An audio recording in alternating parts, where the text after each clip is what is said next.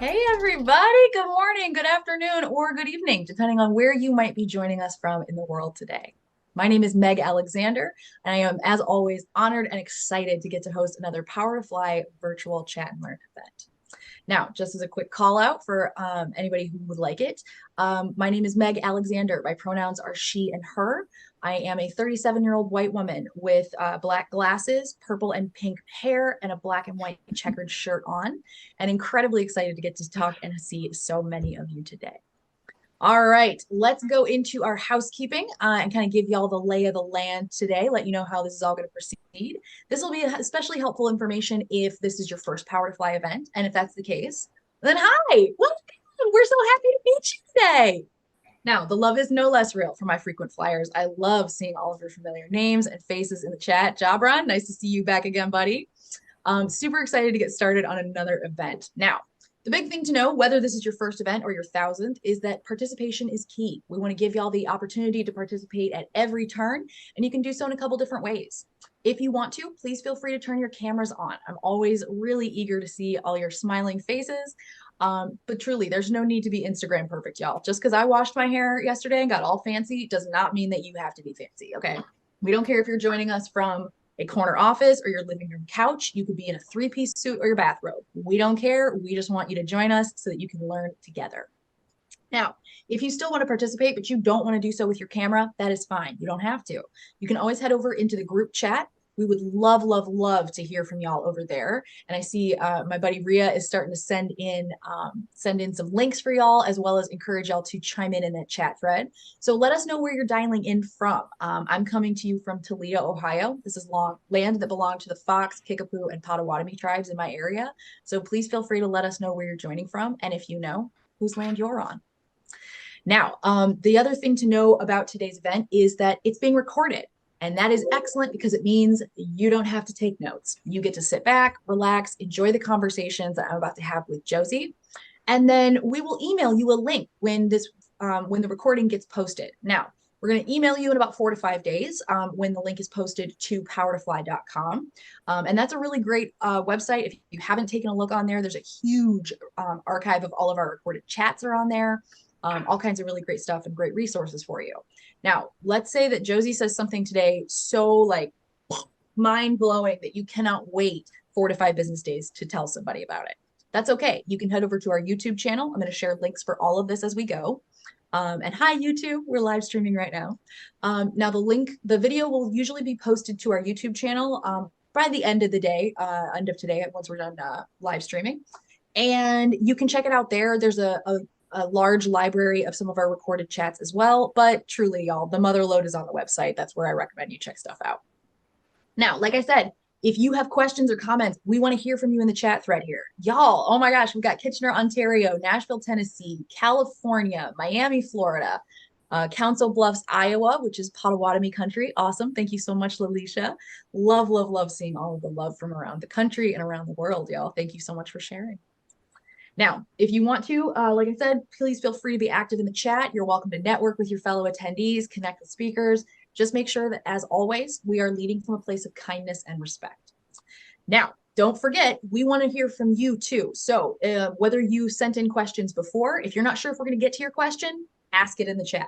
If you aren't sure if, maybe we need some more detail or context to give you a good answer for your question, ask it in the chat. Let us know. Ask early, ask often. That is the absolute best way to make sure that you have a good chance to get your question answered today. All right, y'all. Before I introduce you to our speaker, I just want to highlight that she is here today on behalf of Stryker. Now, Stryker, hold on here, let me find my script. There we go. Stryker is one of the world's leading medical technology companies, and together with its customers, they are driven to make healthcare better. The company offers innovative products and services in medical and surgical, neurotechnology, orthopedics, and spine that help improve patient and healthcare outcomes. Now, I'm very excited to introduce you to Joselyn, but if anything that she says today piques your interest in Stryker, I would very much recommend that you check out their company page. Ria just shared the link in the chat, and it's going to take you to the page that looks much like the slide in front of you. Now, from here, you can get some really interesting information from this. So the overview is going to have some information about the company. Sometimes benefits or culture information is listed there. Clicking the events tab is going to show you past events that they've partnered on with us, as well as any if they've got any future events scheduled. There's like registration pages and stuff there. And as always, the all important jobs tab, that's where you're going to go if you're going to search open roles with Stryker, and you can apply right from powertofly.com. Now, the other thing that I want to highlight here is the follow network. So it's this big pink button up top. Now, I'm going to share some more details later on with you about, kind of ways you can maximize and utilize this company page to the best, for you. But the big thing I want y'all to know is that if you hit that follow button, basically it's going to do some great things for you. It's going to make sure that you stay on Stryker's radar, because we're going to tell them that you want to work with them even before you fill out an application. So really great option if you're actively seeking but don't see anything perfect for you this moment. The other thing I recommend is the follow button works in another great way, because we take some of the weight off of you in your job search. So we will tell you when the companies that you follow post new roles. Now you can follow and unfollow at will as many companies as you want at a time. Just make sure, like I suggest, that you check out Stryker. Now, I'm very excited to introduce you to their company representative today. Joselyn Long is joining us and is an influential individual with a successful record on merger and acquisition and new product development.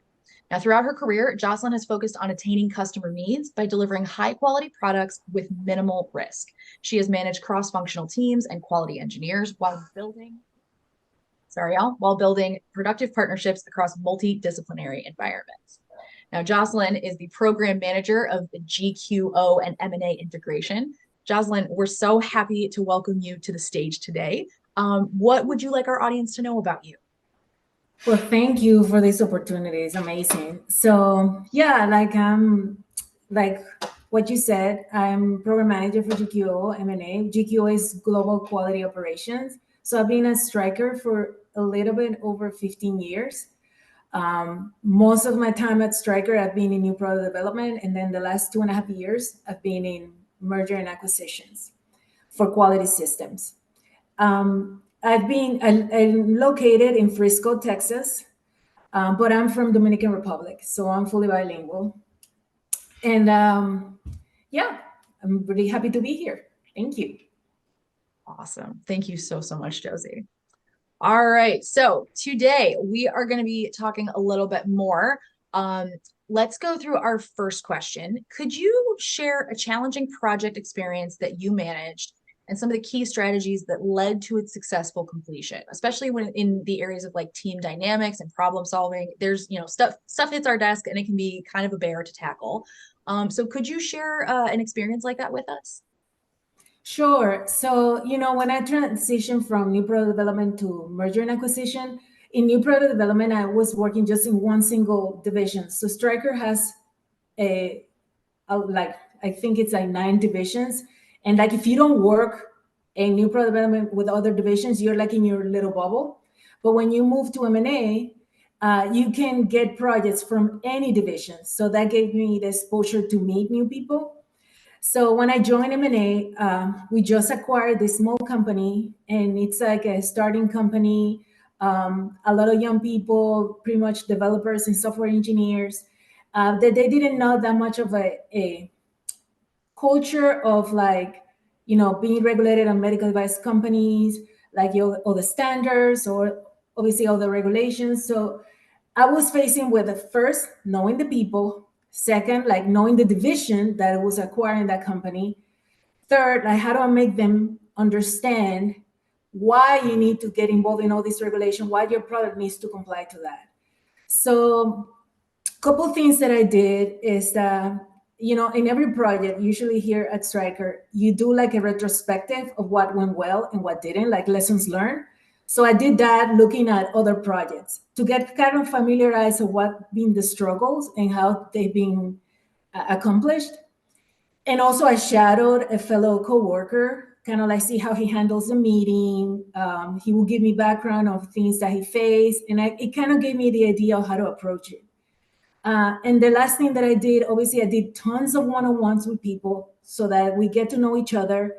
We get to understand, like, for me, understand what are their strengths, and for them to understand what am I gonna provide to them. And little by little, we got along very well. We felt comfortable with each other. And I tried to, like, you're the expert on the product, and I'm kind of like the expert in Stryker in terms of the system. Let's try to combine and let's try to work together. And that's pretty much worked. I love it. I always really like these questions too. Different companies that I've been at have called them different things. Sometimes it was like an after action report. Sometimes it Yeah, was, more of like I've heard of people call them like close the loop meetings of like, okay, great. Now we've finished this whole thing. Is there anything else hanging out? And I really like that. I think that it's a really valuable habit to get into, yeah, honestly, only because like at what other point do you have time? Nobody has time later on to go back and circle back and be like, okay, great. Of all the stuff we finished this year, like, how did it go? So I think that's wonderful. It sounds like a really great way to handle things. yeah. And also, like, if you see the same problem in your lessons learned, then a project comes out of it because you know that you need to address that. So Yeah, that's absolutely. good. Hmm. Well, and plus it's something that we talk about a lot, which is like our brains are not, we don't like our brains are not wired to learn from success, right? We learn from failure. And that's awesome, but it also means that like if you're not remembering the lessons that you learned, right? If you're not like peeling back the data and trying to like look at it actually what happened, then all of that, all the learning from that experience is effectively useless, right? Because you're Yeah, not you're not capitalizing on it or making the most of it there. yeah. All right. Let's see. Okay, so a lot of people wanted to talk about things like career advancement and remote work strategies. I'm going to go with career advancement first, then we'll talk some in detail about some like remote stuff. How, in your experience, have you kept from stagnating in your career, especially if you are working in a remote setting? It can be really easy to feel very cut off from everyone. Yeah. So, you know, that's the thing with remote working. You have to be intentional to everything that you do. So I'm lucky, my role, all of us, we work remote. It's nine of us all across the globe, like uh, Germany, Ireland, Puerto Rico, and across the US. So, but we have meetings every week and one-on-ones and stuff like that. I am very intentional with my manager to know, like, letting her know what I want to be, what I want to accomplish this year, the next couple of years, where do I want to go. And I always need make sure that I follow up with all the, like, if we agree that we're going to do something and she was going to support me in something, that we follow up on that, because you're the one that's driving your growth. Nobody else is going to do it, and you need to have that intention. So that's one thing that I do. I always also try to maintain networking. You do with M&A. It's been useful since I can work with any division. I get to meet a lot of people, but also, you can be members of organization like this one. There's so many people that probably in my regular job I wouldn't be able to meet them. So this is a good forum for your career path. There's so many organizations. Like, I'm part of the Society of Women Engineers. And you get your forums to discussion, you get all the networking from that group, you go to conferences. So there's a lot of tools that you can always keep up to date with what's new on your professional, and maintaining that. Yeah, I think we make that point a lot on these chats that like no one's going to care as much about your career and your journey as you do, and that's fine. Like it's not like you could be expected to care more about someone else's journey than they do either. But you're right; it does kind of it puts more of the onus on you, which isn't necessarily a bad thing, right? It means that you have a little bit more control, so you can decide like, do you want to pace yourself? Like, is this a season of your life where, oh yeah, I can absolutely put in an extra 30 minutes a day on training for such and such certification? Yeah, Or is it a situation where it's like, no, you know what, to make keep myself in a good place and keep my work life balance and whatever, maybe I don't work on extra stuff for the next month. Maybe the next thing I work on waits till Q2 instead of Q1. yeah. I like that. Okay, so as we've talked about remote work, let's kind of give people a level set here. What does remote work look like for you? Are you remote working but always from the same location? Are you working out of your house, or are you in an office versus the middle of whatever's going on in your place? Like, tell us what it's like for you. So I'm 100% remote in my house. but we have an office in Flower Mound where I used to work for new product development. And, sometimes I go there and have lunch with teammates that I used to work with them before. So I can go there and work from there if I want to. But in my day-to-day activities, I don't have to be on that side. I can work anywhere. I love that. I think that's so awesome. Yeah. Now, there were a lot of people with questions around things like how do you ensure that a location has reliable Wi-Fi before traveling there? I've had to deal with this, but have you ever had to deal with this in your like while working remote for Stryker? Honestly, if I travel, either is to to a different Stryker location, an acquisition or a vendor. So usually they are pretty good with their Wi-Fi. But like if I have a meeting, let's say this type of event that doesn't relate to the purpose of my travel, I try to do it like at the hotel or have a plan B, like if I need to go to a coffee shop or something like that. Like I usually try to have two means of like, if something doesn't work, then I can have my other option. But Yeah, I same here, haven't had any problems so far, so that's good. right? I'm trying to think when I was still traveling for Power to Fly, I would go and do like hiring events and stuff. And so that was always the big thing for me. I knew how to enable a hotspot. So if I, needed one right Exactly. off the bat, I knew how to do that. I never paid for Wi-Fi like at the airport or like on the plane because there's just no point. Like even if it does function, there's no point. But the other thing I did was, and again with like the backup, I would have my laptop because it's what I use to host now. But I would also take like my iPad so that way, in case my laptop wouldn't connect or something, I could start a hotspot or whatever. But I had multiple options for like kind of signing into stuff. And I mean, honestly, it's kind of the same thing as what you have at an in-person office, right? Like if Yeah. something's going wrong with your stuff, you would go to talk to the tech people about it. So it just sort of requires a little bit of extra like front end prep on, to make sure everything's kind of working right.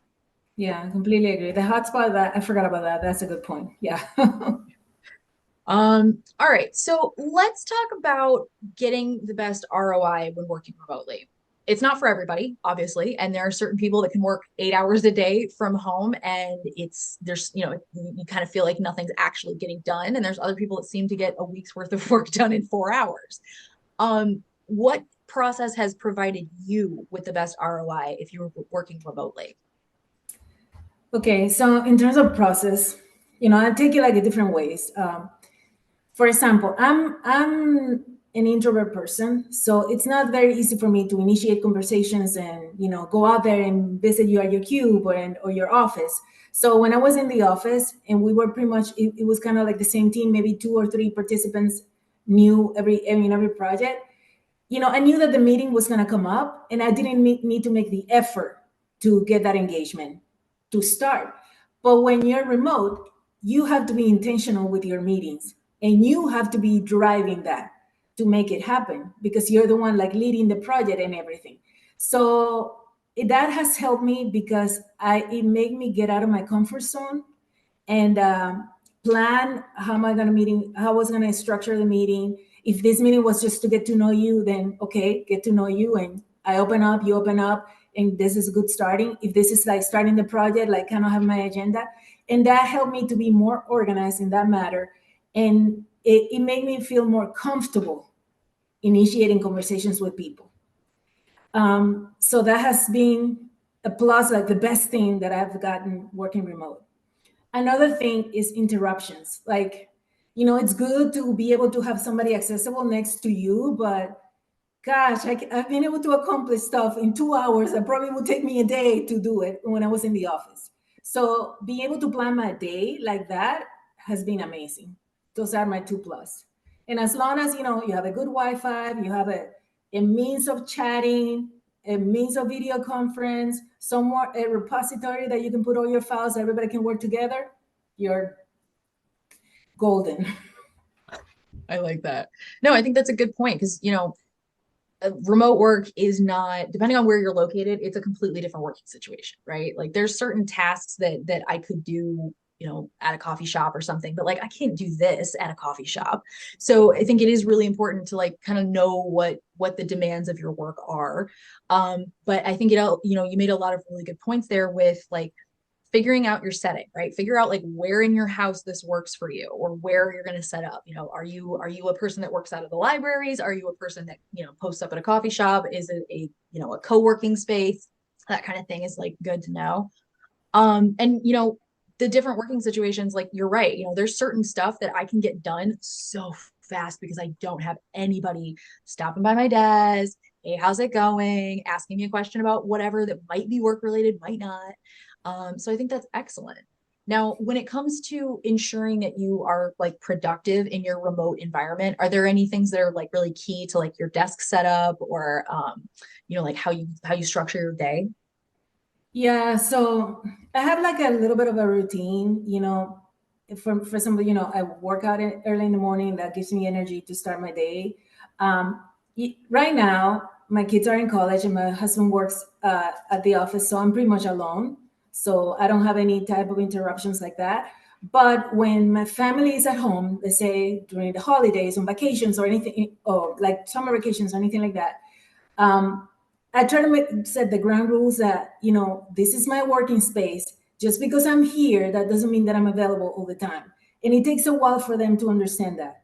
But you have to be constantly firm on that, because then if you like on and off, it's never going to get better. So that's one thing that I always religiously do.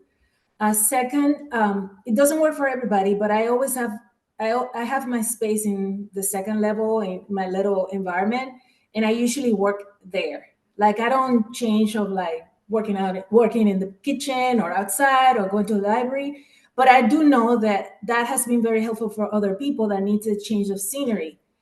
For me, I just want one single space that I have everything set up in my desk and I know where everything is at, and I can start really quickly my day.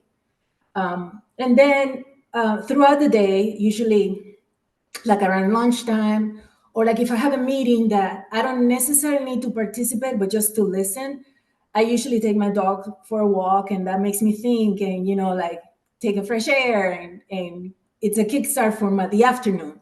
And yeah, it's been very helpful for me doing that. No, I think you make a really good point, right? Like there are absolutely some people that thrive on the change of scenery. And there are absolutely times where like, yeah, I've worked from the backyard or I have worked from, I've had like cramps and literally just worked from bed because I work remotely. I can do that. And so I think it is wonderful that, we do kind of have the best of both worlds, but you made a really good point there that you have to like set your boundaries, figure out what they are, set them, and then keep like reinforcing them. LaShawn is chiming in the chat saying, keeping family or friends notified that working at home does not mean I have all the time in the world to do their tasks can be a struggle. And this is something like I got really lucky, right? I went remote in 2019 way prior to the pandemic. And so I got to, make this change and not do it like reactively or, at a moment's notice. And then I saw everybody else go through it. And it was really nice to be able to realize like, oh, okay, I can create the kind of setting that I need. I've got, I'm lucky enough to have office space in my house that I can use. We don't have kids. I've just got dogs, so no one's gonna like talk to me if I don't want them to talk to me. But you're right. Like there are things like like I have to close my office door or I have to put up the dog gate or something to like reiterate like, hey, I'm working right now. And yeah, it's absolutely, it's something that was difficult to start because I wasn't used to it, but it really helped me to remind me how important it is to know what your boundaries are and then to keep reinforcing them or keep respecting them. I like that. Let's see here. Oh my gosh, tons of comments in the chat chiming in on how you do not look old enough to be a kid, have college kids, and how did you juggle all of that and be a mom and have a successful career? So, all right, let's ask the question. What's your secret? Sorry, repeat that again. What was the question? What's your secret to being a mom with a successful career? Oh, wow. I mean, mom, Well, spouse, that's a lot to try and juggle. yeah. So when I moved here from Dominican Republic to here, I already worked I've always worked in medical device companies. So I had already worked 7 years in Baxter, and then moved here. And it took us 2.5 to 3 years for me to get my green card. So obviously there I stayed home with my kids. So it was a huge plus that I didn't have to take them to daycare when they're like 3 months old or anything like that. You know, by the time I took them to daycare, they were around 2, 3 years old. Hmm. Um, and I try to like while I was a stay-at-home mom, I tried to get a couple certifications not to be out of date of, Hmm. you know, because it was a big change of culture. Even though I worked for an American company, which is Baxter, I was working in Dominican Republic. The environment, the it was manufacturing. It's completely different as working here. So Hmm. I didn't know what to expect. Plus, it's a new language. So yeah, there was a lot of juggling at the beginning. It was super hard. I'm not gonna lie, but you know, I'm very good at doing routines and getting things set up. So I had a lot of support with my neighbors and a couple family members that live here in Frisco that could help me out. My mom eventually lived with me, so she could help out. So that, you know, that helped me out through my career for sure. Yeah, absolutely. Like that struggle is definitely not unfamiliar to anyone in this group today. Yeah. No, truly, like stuff that we all face, you know. Um, okay, let's talk about advice. A lot of people wanted to know if you had any advice for remote workers when it comes to career growth. So if you know that you're working in a remote field and you are, or sorry, if you know that you're working remotely and you're trying to advance your career within it, if you had to give somebody three things to do, what would they be? Okay, so you know, one thing that I got in advice, I think from a training that I got, and then the lady gave us an advice, is which was very unique. She mentioned that you should have a board of directors around you. So having a mentor, having a sponsor that is going to help you. It has accessibility to those forums that you don't have. Obviously, your manager should be aligned to your goals. So you need to make sure that that's in pair, because that your manager is going to promote you as well. And also having an SME that maybe if you're lacking some things on your development, that you need somebody to guide you or walk you through uh, special techniques, maybe things that you want to move to a different role, and that person is already in that role or good at it, that you can kind of like shadow that person or anything like that.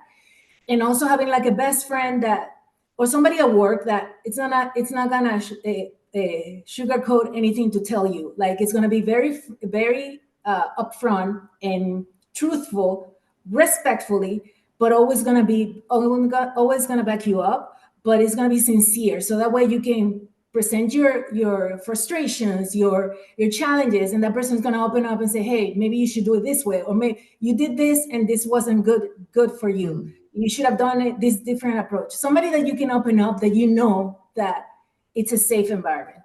So I think when you're surrounded with people like that, it's a huge advancement for your career. I think also, you know, there are organizations, which I'm pretty sure, you know, Stryker has that, but I'm pretty sure most of the organizations have it. At Stryker, they call it IDPs, which is individual development plans, which are like, you know, what is going to be the strategy to move you up to the next stage or the next phase, and you plan it based on that. And then that's what you are going to be meeting your manager to follow that track.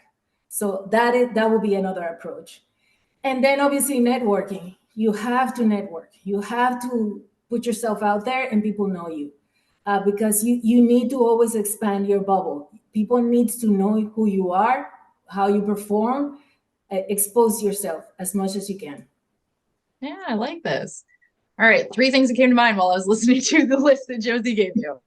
When she's talking about networking, networking does not just have to be external, right? If you're networking, Exactly. you can network within your own company. It doesn't have to be a big company either. Yes.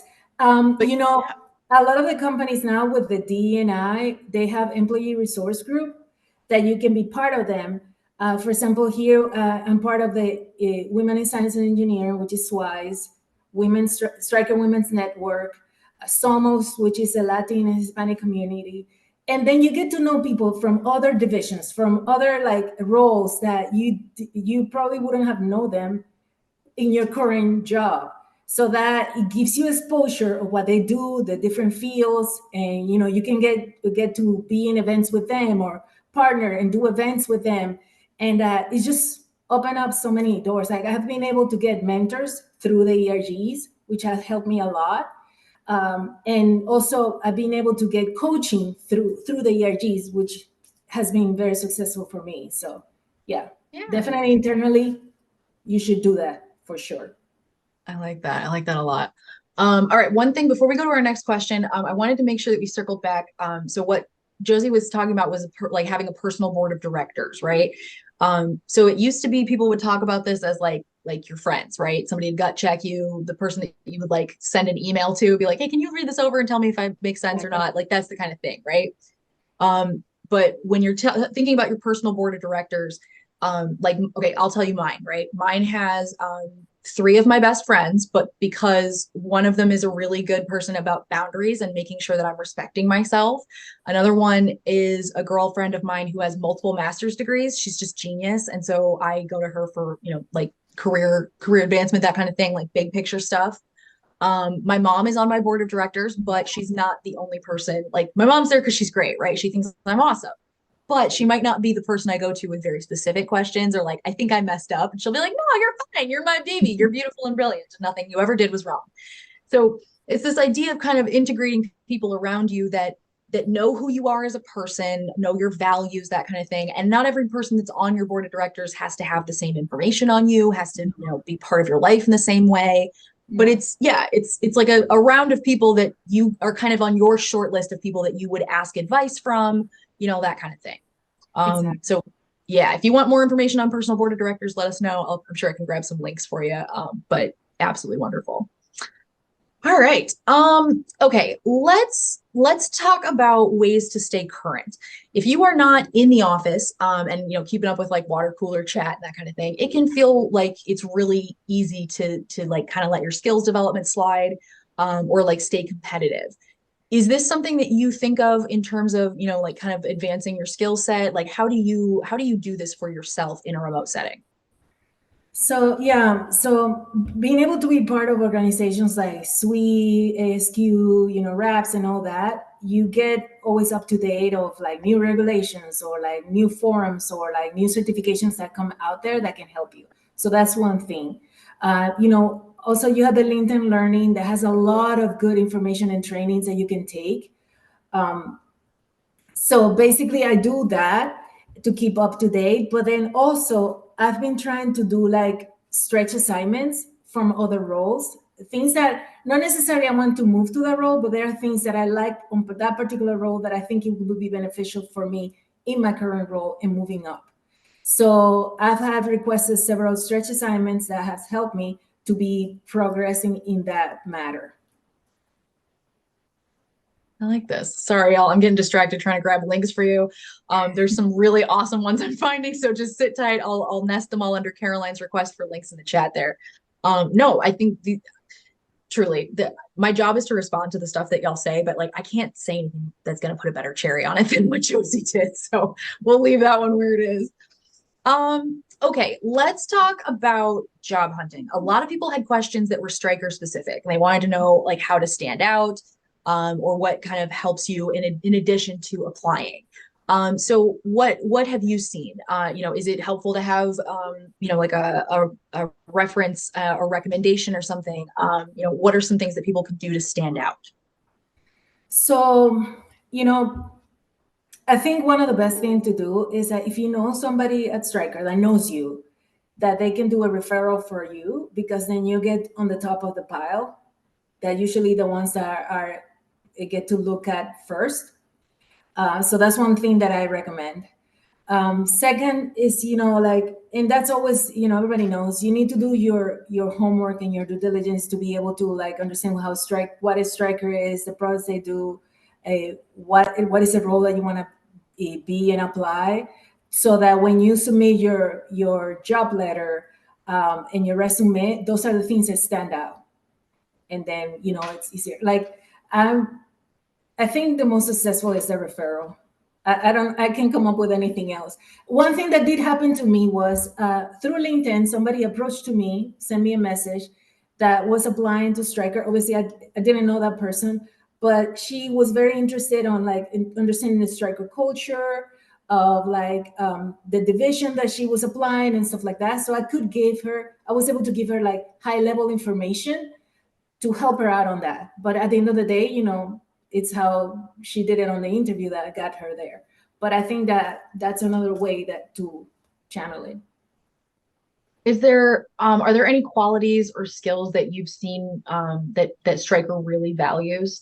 Some places it's things like communication or collaboration. Other times it's things like outside the box thinking. Is there anything that really comes to mind when you think of some of the qualities that Stryker really values or looks for the most? So Strike is very popular on focusing on your strength, but you will get that if you're going through the portion of like on the interview process. So they're very focused on like depend like on somebody that is going to be an achiever, somebody that is at the teamwork collaboration on that understand the purpose of what we do, which is like like the mission, making healthcare better, but like that you understand that what you're going to be doing is going to touch people's life, so you need to Mhm. align to that. And it's integrity, it's the people, it's a collaboration. So yeah, like they want people that is dynamic, constant to change, but are very truthful to themselves. Yeah. I think that's a really good point, right? Being truthful to yourself and realizing like, is this company going to be a good fit? Do my values align with it? If your passion for like the work itself goes, what is there to fall back on? Like, do you really believe in what the company's doing? Yeah, Or, do you think that their mission is valid? That kind of stuff. I think that's a good one. yeah. All right, let's see here. Okay, a lot of people had questions about networking and professional relationships. So networking is something we talked about. What are some of the ways that you are able to network while you're in a remote environment? Because a lot of times people think like, well, you have to be in person to do that. No, actually, I met my boss in this current job after 2 years of being in the role. But like the dynamic with our team, we are in such a constant communication through Teams or through calls, like that. When I met them this year, I felt like I've met them forever. And like another good thing that we have is like, I could be owning a project and leading an acquisition, and then somebody can help me out on a portion of that project. So that way we get to connect, we work to collaborate, and then that helps us as a stronger bond. That helps with the networking within my team. And obviously, with the division that I'm going to work on, I need to build that relationship. So I'm constantly doing one on ones with people that I don't know, and then keeping up to date as the project continues, just to see, okay, am I meeting your expectations? Are we still connected with this? Are you meeting my expectations? Like you always need to like level and see, are we still in the right track? So yeah. Yeah, I completely agree. And it's also one of those things where as you're like working cross functionally, or you're like working across teams and you're trying to do this networking thing, like don't think of it in terms of like, oh, I need to connect with these people that are like higher up than me or further up in the ladder. Like everybody that you meet knows something that you don't, and you know something that people that Yeah. are meeting you for the first time don't. You know what I'm talking about. I'm mixing up my metaphors, but yes. Yeah. And so like think of it in terms of maybe this person, maybe you won't be able to be the person providing value now, but you might be later on, right? And a lot of times when we're talking about expanding your network, it's not necessarily so that you will know the right people. It's so that you will know people who know the right Exactly. people. Um, Exactly. so yeah, Exactly. Usually it's not the same when you try the first time that you get all the people that you need. You have to yeah, keep, okay, who knows who that can point me to this person, yeah. yeah, of course. I like that. Okay. This person we had a whole section. A lot of people wanted to ask questions about like transitioning and career changes. So if you've got questions in this area, sit tight. Let me know if you've got them, send them in. So that way we can make sure that we answer all of your questions today too. All right. This person wanted to know, what should your strategy be for pursuing a gap remote position when you're considering a career shift? Okay, so the way I read this, it sounds like this person is looking at changing roles or like changing careers, but they're looking to find something remote to fill the gap there. I thought this was really interesting. It's something that I know a lot of people have done before. When you were trying to like position yourself, what did you do when you were trying to like move into a remote role? Okay, so yeah, that's a great question. Honestly, when I moved to M&A, I wasn't thinking it's because it's remote. I was thinking it's going to give me more exposure. I can work with any division. I get to travel more. That's what I was thinking, and it's something new. But if you're current on a role that is every day to the office and you want to transition to a remote role, you need to think of what that role should be. Because, for example, any role that is operations, touching the product right there, is very rare that you're gonna get it a remote role on that. So if you, let's say that you're a quality engineer for like quality control engineer, that it's like for the product, and your idea of promotion and growth is in that same path, that it's very unlikely that you're going to move in a remote role for that. So you need to look at roles that you can either do hybrid and eventually move remote, or fully remote. You know, like M&A. There's some roles that are go sit at the customer, for like for us, I said a pro care that does customer service at the customer. Um, and what I would do, like, it would be try to figure out some of the skills that those roles had and start getting trained, or do stretch assignments for that. For example, for me, it was easier to move to M&A because I had background on auditing. I had worked in one of the acquisitions in just in one aspect, so I had some several involvement. So it wasn't completely new, and I was able to show my value moving to that role. So that's one advice that I will recommend on that. I like that. It's not from the specific field, but when I was trying to move into remote roles, that was when I started hitting Powerfly hard, right? Like, because a bunch of the roles here are remote, and so that was kind of what I was looking for. But that was also when I started kind of transitioning my resume and started highlighting stuff where like I had worked independently before, or I had been responsible for like kind of managing my own day or managing my schedule, or whatever. And so that was a really good way to kind of highlight like, hey, I have the skills to do this remotely, especially if you don't have a track record of remote work to like Exactly. show. um yeah, absolutely crucial to kind of remind yourself of like what are some of the key things that somebody in that role might struggle with. Yeah, I think that's good. Let's see here. We got some really great questions coming in, y'all. So thank you so much for them. I'm saving all of them. We'll hopefully get to as many as we can today. Let's see. Okay, this person wanted to know if you could enter a company and transition to remote work within several years. Now, obviously, this is going to vastly depend on the company, but have you ever been in a situation where you were trying to make a case for a role to be done remotely, or if you had to do this for other like roles on your team? No, honestly, no, I haven't. But I think like if you start in the company being fully in the office, as long as you perform and little by little, sometimes it's just conversation with your manager, and you can plan it out. And I don't think like that you can move from being 5 days in the office completely to remote. I think there should be some transition that shows, okay, I'm gonna go in the office 3 times a week, twice at home, and still perform, so that your manager, so they can see how you keep performing, and then maybe transition remote if you stay in the same role. If you move to a different role, it's like what I said before. There are some roles that you have to be in the office. There's no way around it. But there are others that you might be able to convince and present, hey, I had this situation in the past that I was able to do hybrid and then eventually remote. I can prove to you that I can do this remote as well. That's that's the approach that I would take. Yeah, I mean, I honestly can't troubleshoot any of that. It's all absolutely accurate and definitely ways that I have utilized to kind of show like, hey, this is what works. You can propose like smaller test trials for it, like, hey, Exactly. this project is coming up and it could be done remotely. Can I work this project? Or could we move to a flex option where I have the option to work out of the office 2 days a week or something like that. Exactly. Yeah, Exactly. like these. Okay. Let's see here. Okay. You talked earlier about being an introvert. Do you think that this has impacted your career at all because of working remotely? And if so, do you think it's something that's worked against you or worked for you?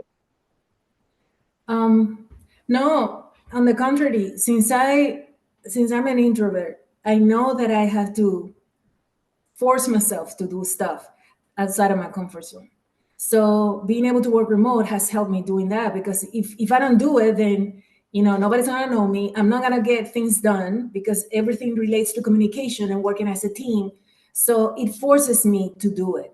So that has been a blessing for me. Now I know that it might be a little bit hard for some people, because it's not you to be outside of your comfort zone or something that doesn't come naturally.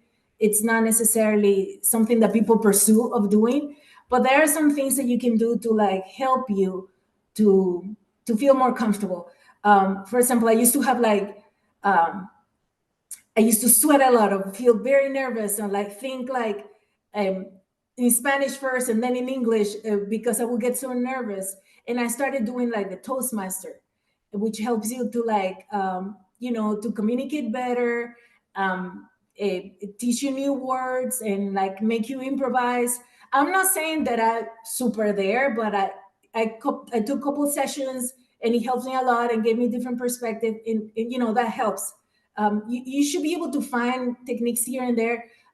One thing that a friend told me, he told me that sometimes when I get too nervous, I my voice gets like the same tone, and it doesn't look like it has emotion. And I'm like, what are you talking about? Like, it doesn't make any sense. So he's You're like, busy trying to keep it locked in, like yeah, everyone can see it. he said, listen to a recording, and listen to you, and you can see what I'm saying. And I did that, and he was right. So you just keep practicing. If that's what something that you want to improve, you have to have the intention to improve it.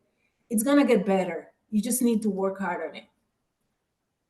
No, no, I can't agree with this strongly enough. I mean, it's I'm not an introvert, y'all. I think it's pretty clear to everybody here. But like it really is a situation where like you kind of have to look at what your personality is and what your skill set and what your like special talents are, and then figure out what's gonna kind of play better and what isn't. But yeah, I mean, I think it is really important that you recognize the areas that you might fall short in. And this is also where your personal board of directors can come in handy, Exactly. y'all. Like, Exactly. especially if it's like there are people on there that are old coworkers from places I used to work, and we're not necessarily friends, but like we still talk about work stuff, right? So this is 100% one of those situations where you can say like, "Hey, I want to be working on such and such. What do you think of my skills in this area?" And this is why it's important to have people that are like tactful but honest, Yes. right? We need that honesty. Your mom thinks you're great, and that's awesome, but not everybody's going to because Yeah. your mom. All right. Oh, I also threw a link in there for Toastmasters in case anybody's never heard of them. It's like a speech and debate kind of thing. If you didn't have that in high school, it's something kind of along the same lines. I can absolutely testify they are fabulous, fabulous people to get to know. All right, then let's see. Have you ever had to work effectively across time zones?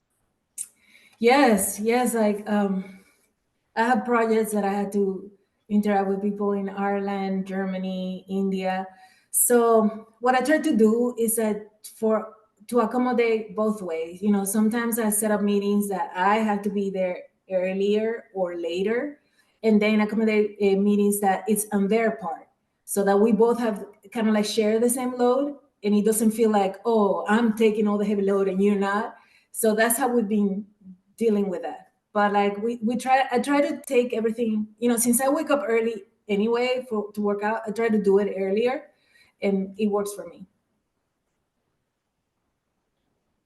No, I think you make a really good point, right? Like there are tons of people that have to work across time zones. I used to, before I was a presenter for Power to Fly, I was in the talent advocate role. So I worked with people that were living in Crimea and Palestine at the time. Oh, So like that was huge time zone management. And really like it's just even now, like I got up at 4:30 in the morning last week to host the India job fair because it's happening in India and I'm on the East Coast. So I think it is, it is one of those things that it's possible to do, right? It's not terribly hard. It's just like, Exactly. yeah, I mean, it's kind of like if you get seated in a cubicle in the office and it's like an extra 20 like steps from the bathroom, you're kind of going to budget that extra like 3 seconds of walking time in. You're not going to like cut it super close. So it's just kind of like that, it's realizing what works for you or what doesn't. Yeah, and also Um, like the days. Sometimes, obviously, I'm not gonna set up a meeting with Germany or Ireland on a Friday.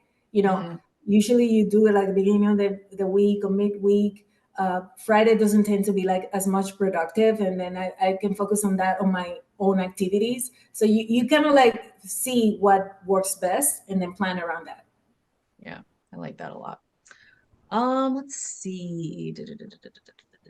I don't know if you'll be able to answer this question or not. It's pretty specific. This person is looking to go into UX research and design, and they want to know if Stryker values UX work, so things that are in user experience or user interface. Yeah, of course. Of course they do. Like I think like the voice of the customer is the first thing that gives you the sign of what what do you need to approach your product to meet your customer needs. So we have a great department on each division for UX. Like I have a certification of usability analyst. I used to do usability testing and design validation. So yeah, like I love that. So yeah, like if you're pursuing that, and Stryker has a lot of roles related to that for sure. Very cool. All right, let's see. This person wanted to know, how do you find balance between your remote work and the outside world? Well, I since I told you that I have a routine, I don't tend to work past 5 p.m. Um, Sometimes I even finish my work earlier, depending on what I planned for that day. And sometimes I had to finish later. But since I have my routine, I try not to deviate. Like there's a lot of stuff that can happen around the house that can get you distracted. I try to avoid that. That way, I can focus on my work and finish at a decent time, and then do my dinner or go out or whatever. So I'm very good at that. So people need to understand, like, and also the same thing with emails and messages. Like outside of work time, if it's not something urgent or of like something that is gonna the project is gonna finish tomorrow and bunch of deliverables still are working on, I try not to even look at my phone or anything. Next day, it should cover it. So you have to be intentional for that, because then you feel like you're working 24/7, and that's not healthy. I know it's hard, but it can be doable for sure. Yeah, absolutely. One of the couple things that were key for me, set up a commute, like facsimilate a commute, because that kind of is the time when most people like kind of get their heads into a workspace mode. So I would fake my commute. I would either like walk the dog for 20 minutes, or I would, like when the weather's nice, I'd get a cup of coffee and I'd go sit outside. I was not like, I wouldn't touch my computer. I'm not touching my phone. I'm giving myself that 20 minutes that would normally be like my drive time to get into work, to kind of like get into the work mindset. If you're going to do that, absolutely do your commute home too. Okay. Hugely important for getting your boundary separation there. And then, yeah, absolutely. Like, I use the Pomodoro method because I can have a tendency to get kind of like laser focused on something and then not surface for hours. So every 2 hours, I give myself a 20-minute break. And that's something that worked for me. The other thing is, don't do home tasks while you're at work for like I would say the first month. So like I didn't like right now, I'll hop on chats all day. I'll be swapping loads of laundry. I'll throw dishes in the dishwasher, that kind of thing. But like I didn't do any of that for the first month I was home, because it was like, no, no, no, no, no. You're trying to set up your routine. Yeah, You need for to like sure. have that office mindset. Yeah, that is a Yeah. great advice. I agree with that. Thank you.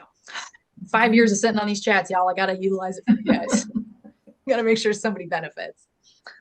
All right, here. Da, da, da, da, da. Okay, all right, I got two questions left. The last one that's subject matter related. What do you think is something that we never talk about when it comes to remote work, but we should absolutely talk about? Um, I don't know if you guys are familiar with the psychological safety. Um, so I think that's something that, obviously, a Striker, we talk a lot about that, but it took a while for people to relate to that. And I think either if it's a remote or in the office, that's something that has to be very to be considered. And I think something that we constantly need to reinforce it because it helps in collaboration, it helps on teamwork, and it helps you to feel safe and that you're being considered. I like that. And you're right. It is something that can be like kind of lacking sometimes, or it's hard to quantify for someone that either has never needed it, like has never felt potentially kind of unsafe in work. But it's so hugely important. And especially when you're marinating in your own little fishbowl, right? But you Exactly. know that that's not the fishbowl that everybody else is existing in. So yeah, oof, very good point. Thank you, Josie. All right, last question I'm going to ask you. Um, Obviously, you're here on behalf of Stryker, and you've been there for over 15 years, so that's pretty amazing. What is the thing that keeps you at Stryker? What's the thing you don't think you're going to find anywhere else? This is where you're happy. This is where you stay. Oh wow, it's there's several things. It's the culture. I like the purpose of what we do. I love that I can work on something that provides good benefits on someone else. So that's one. Second, it's the flex. We have so much flexibility that I think people take for granted when they leave and go to other jobs. Like money just give you satisfaction to a point, but that camaraderie that we have here, like that, it, always like willing to help you so that we can, since we're working on the same goal, it's something that sometimes we take for granted. And for me, that's something that I appreciate every day. Like I've had a lot of personal issues, like personal stuff that has come along the years, and Stryker has been very supportive. Like when I was in engineering and new product development, that I had to be in the office, and my mom was living with me. She got sick, and she had a lot of health issues, and she didn't speak English, so it's not that I can take her to the hospital and leave her there. So I had to be constantly with her, and I had my team was very supportive on like we're gonna cover for you. I would join on calls and I didn't need to speak, and everybody was like brainstorming. It was very unanimous that we were working as a team, not like okay, she will pick up when she comes back, or like everybody was very in line. And then when she passed away, like the old people coming in and food and words of like letters, and it was just like it felt like a family. And you need to feel that connection, otherwise it's not worth it. You may feel satisfied at some point, but with money or anything like that, but if you don't feel that part of the people and like the engagement, um, I don't think you're gonna feel happy. Yeah. No, I think that's a really good point. I there's been so many different places I've worked where it was not like that vibe wasn't there, and when it's not there it's hard to kind of say like, well, yeah, we just need to add this piece, or this is kind of what's missing. And I think you're right. A lot of times we talk about teamwork, right? And we collaborate and we support each other, and that's all great until somebody needs a little extra support, and then it's like, okay, Yeah, well, we're all really busy, so figure out what you can. exactly. Yeah. And I think that that's really really important, and honestly like kind of goes to show the value of the person, not just of the employee. Exactly. Wonderful. All right, that is going to bring us to the end of time today. But Josie, thank you so much. This has been really wonderful to get a chance to learn from you and get to know you better. Really, really appreciate you sharing your time and your expertise with us today. Thank you so, so much. Thank you for having me, and I hope to see you again. Thank you, guys. This has been Yes. amazing. Such a great experience. Now, don't forget, if anything that we've said today about Stryker has kind of piqued your interest, don't forget to check out their company page. I'm going to share the link here in just a moment again. I recommend that you head over there and check out their stuff. One thing that I want to highlight for you, if you think, little interview tip, if you think that you might be heading into an interview with Stryker or you'd like to, go into their company page, check out the overview, and check out the company insights. There will be a ton of resources linked there. If they've got blog posts with us, if they have other pieces of content, videos, all kinds of stuff is held there. So if you think you might be going into an interview with Stryker, check out their company page, go through and review, because there'll be some really great nuggets there that you could pull out to like ask a question or comment on that is going to set you aside from the rest of the people talking about, you know, the latest Business Insider article that everyone has sent around 400 times on LinkedIn. So take advantage of those resources, y'all, and definitely do not sleep on Stryker. This is a really, really cool company, and definitely one that you should know about. So if this was your first Power to Fly event, I sincerely hope it will not be your last. If this was your 1,000th, we cannot wait to see you again on another event in the future. Have a safe, happy, and healthy rest of your day, week, and weekend if we don't see you. And hopefully I'll see you back here tomorrow with a couple more chats. Bye, Thank y'all. you. Bye.